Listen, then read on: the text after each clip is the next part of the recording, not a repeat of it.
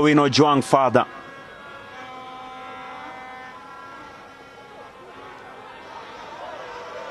Kwenda kujibu sasa 2v1 ile.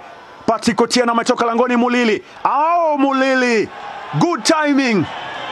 Clean tackle yake Maxwell Mulili. Keep. Toka kwa kasi Brian Marvin Ochieng upo ndani. Amechenga uzuri Brian Marvin Ochieng. Beki anachenga bwana. Umedunda Patrick Otieno. Amechezewa Joshua Nyatini. Anaokoa tena Mulili. La kule Mbaraki. Jaras Msaga. Napangua Boniface Munyasa.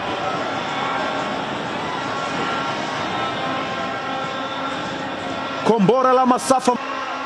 Ameachiwa M16 Justin Nyangwara. Anapangua tena Boniface Munyasa. Mteja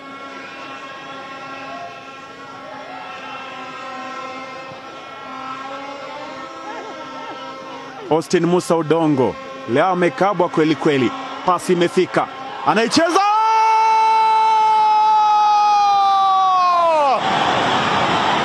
Keith Mbale the magician. Keith Mbale the magician. Tela number 23. Anaingia ndani ya tawi la KCB Machakos. Anachukua mkopo. Anasema collateral ni wana benki. Anasema collateral ni Shabana. Anawafuta machozi wana Shabana. Baada ya kuipoteza Nyanza Derby, ameenjoy William Uluya Kanu. Coach, imemalizika 90, vijana wako wamepambana tena, lakini mwisho wa siku unapoteza mchezo kwa goli moja. Pengine umechambuaje mchezo leo kwa ujumla wake? Mchezo ulikuwa mzuri. Ukilinganisha na ile mechi tulicheza last time, this time at least tumecheza vizuri. Lakini tumepata nafasi nyingi sana na hatukuweza kutumia. Yeah, I think inatokea very openly. Vijana bado wana grow. Vijana bado wanakuwa. Na uwezo lazimisha. Maana yake umeona ile kitu imetu hapo, unaona Kimbali. Anticipate space, create space, attack space at the right time. Lakini sisi tunaona tulikuwa tunafika mpaka tunabaki na goli. Atu succeed. Football ni process. Football ni journey. You cannot force. It's a journey. Ukiangalia kama Tyrone, this is the second match katika Premier League. Rono, this is the first year katika league.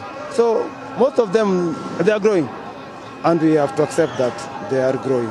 Yeah. Asante coach, na nakutakia kila laheri katika coach. Imemalizika 90 hizo.